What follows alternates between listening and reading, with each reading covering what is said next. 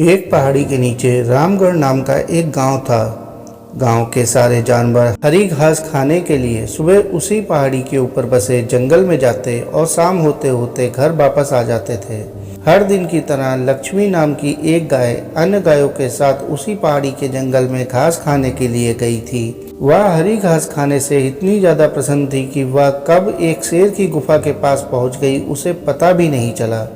शेर अपनी गुफा में सो रहा था और वह पिछले 2 दिनों से भूखा भी था। जैसे ही लक्ष्मी शेर की गुफा के पास पहुंची, गाय की खुशबू से शेर की नींद खुल गई। वह शेर धीरे धीरे गुफा से बाहर आया और गुफा के बाहर गाय देखकर खुश हो गया। शेर ने मन ही मन सोचा कि आज उसकी 2 दिनों की भूख मिट जाएगी।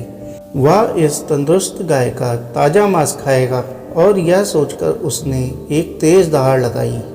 लक्ष्मी शेर की दहाड़ सुनकर डर जाती है। जब वह अपने आसपास देखती है तो वहां दूर दूर तक उसको कोई भी दूसरी गाय दिखाई नहीं देती।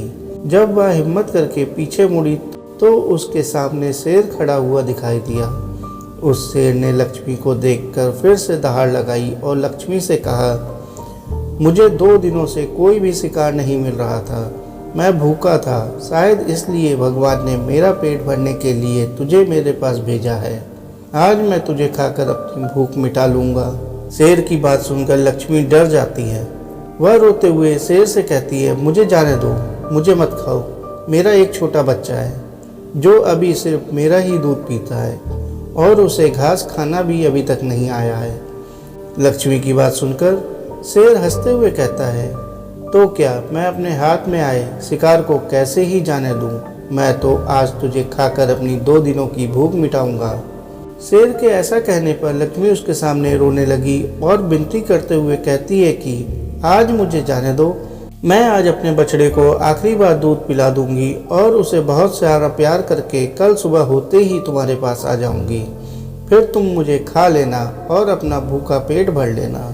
शेर लक्ष्मी की यह बात मान जाता है और धमकी देते हुए कहता है कि अगर कल तू नहीं आई तो मैं तेरे गांव आऊंगा, फिर तुझे और तेरे बेटे दोनों को खा जाऊंगा। लक्ष्मी शेर की यह बात सुनकर खुश हो जाती है और शेर को अपना वचन देकर गांव वापस चली जाती है। वहां से वह सीधे अपने बछड़े के पास जाती है, उसे दूध पिलाती है और बहुत सारा प्यार करती है। फिर बछड़े को शेर के साथ हुई सारी घटना बताती है और कहती है कि उसे अब अपना ख्याल खुद ही रखना होगा।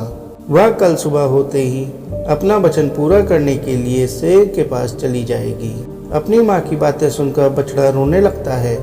दूसरे दिन सुबह होते ही लक्ष्मी जंगल की तरफ निकल जाती है और शेर की गुफा के सामने पहुंचकर शेर से कहती है, अपने वचन के अनुसार मैं तुम्हारे पास आ गई हूँ, अब तुम मुझे खा सकते हो। गाय की आवाज़ सुनकर शेर अपनी गुफा से बाहर निकल कर आता है और भगवान के अवतार में प्रकट होते हैं। वह लक्ष्मी से कहते हैं, मैं तो बस तुम्हारी परीक्षा ले रहा था, तुम अपने वचन की पक्की हो, मैं इससे बहुत प्रसन्न हुआ। तुम अब अपने घर और बछड़े के पास वापस जा सकती हो।